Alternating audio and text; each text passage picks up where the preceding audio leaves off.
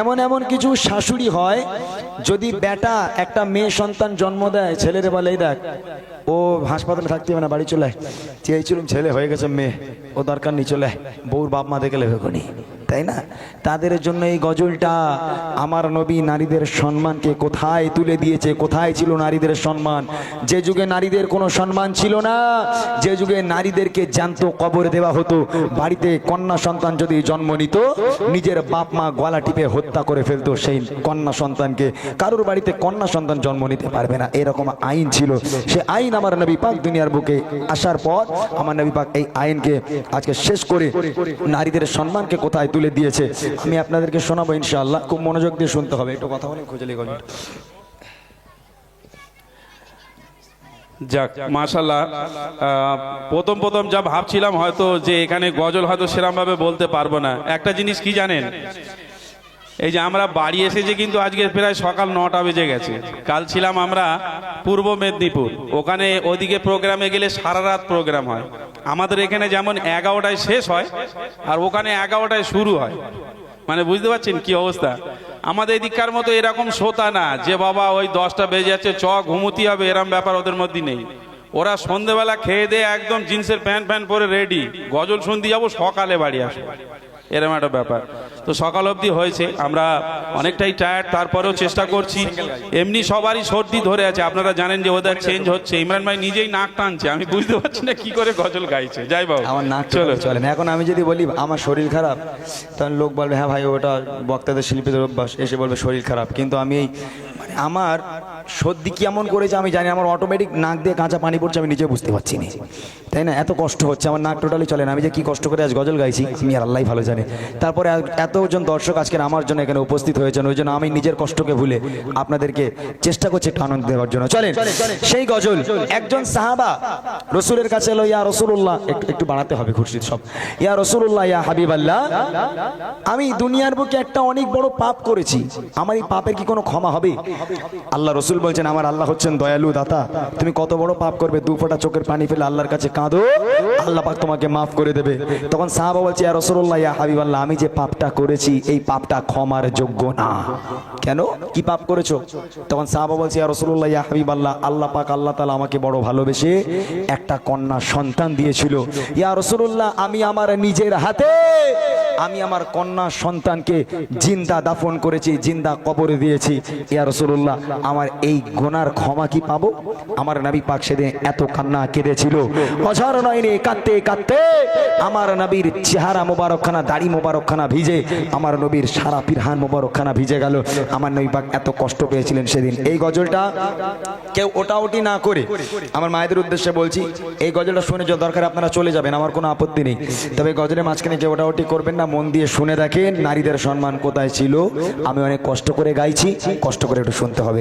গজলটা শুনে কিভাবে জিন্দা দাফন করেছিল সেই নারীকে, ছন্দের মাধ্যমে কবি লিখছে, দেখেন পারবেন না আরেকটু? আরবের বুকে জাহেলিয়ত যুগে,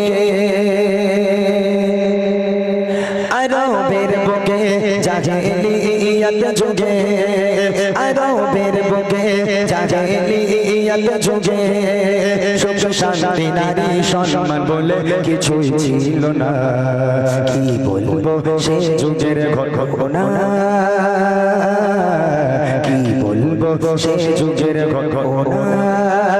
আরবের বুকে জাহেলিয়ত যুগে, আরবের বুকে জাহেলিয়ত যুগে সুখ শান্তি নারী সম্মান বলে কিছুই ছিল না। কি বলবো সে যুগের ঘটনা, কি বলবো সে যুগের ঘটনা। এক মানবী নবীকে শোনা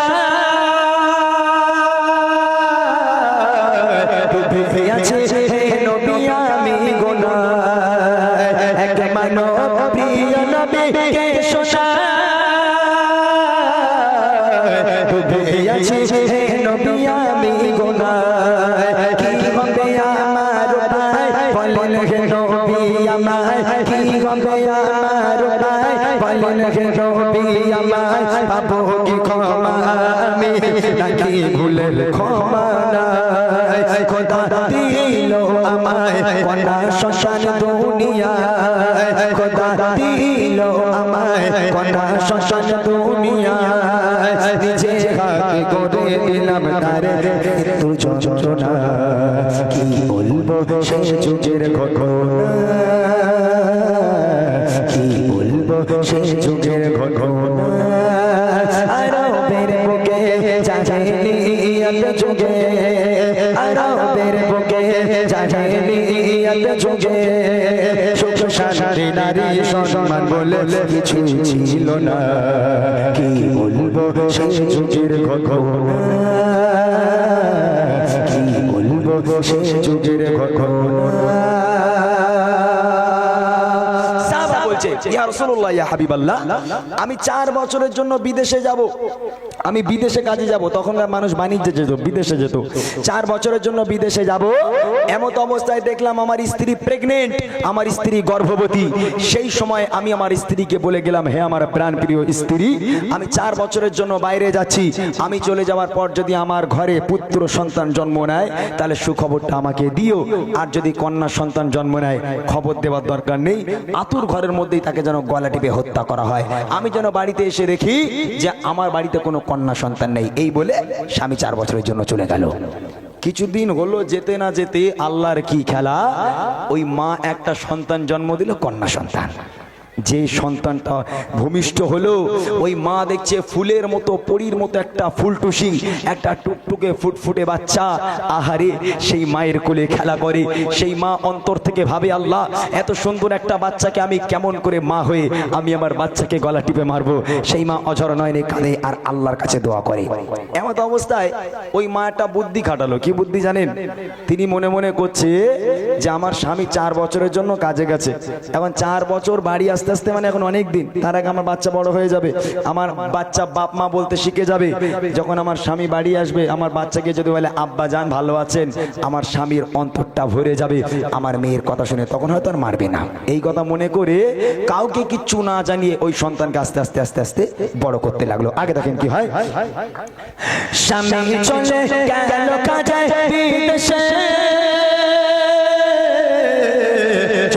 নিল এক কন্যা বেশে মা ভাবে ও গো মা ভাবে বাড়িতে তার পিতা নাই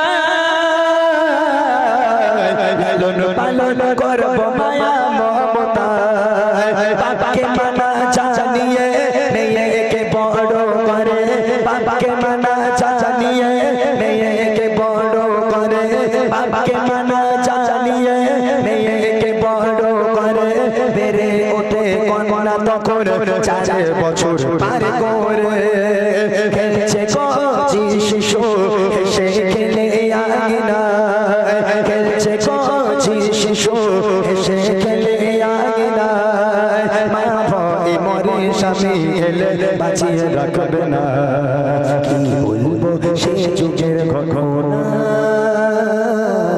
কি বলবো সে যুগের ঘটনা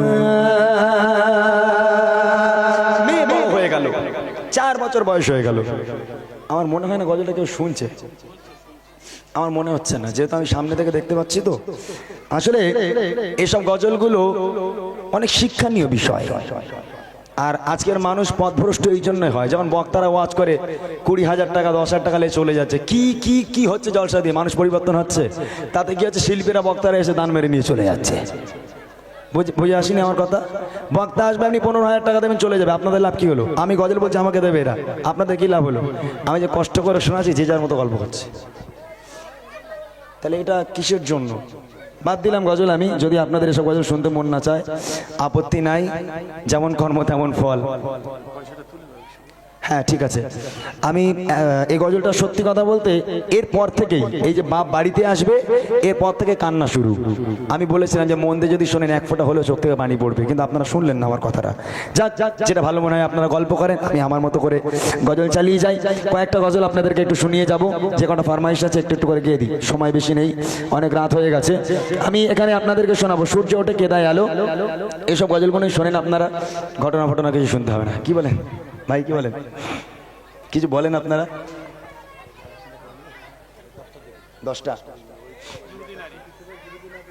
ইহুদি নারী না, শোনে না, বেকার ঘটনা বলে লাভ আছে? আমি ফালতু কষ্ট করে না, মানুষ যদি না শোনে আমি কষ্ট করে গাইতে পারবো না, কি দরকার আমার? হ্যাঁ, ঘটনা না বলে আমি প্লেন গিয়ে দিই, মানুষ যদি শোনে তারপর তো গাইতে ভালো লাগবে, না শুনলে কি করবো? ঠিক আছে, সূর্য ওঠা থেকে শুরু করি, তারপর দেখছি কি হয়। আগে মুডটা আগে ঠিক করি, নষ্ট হয়ে গেছে মুড পুরো। হ্যাঁ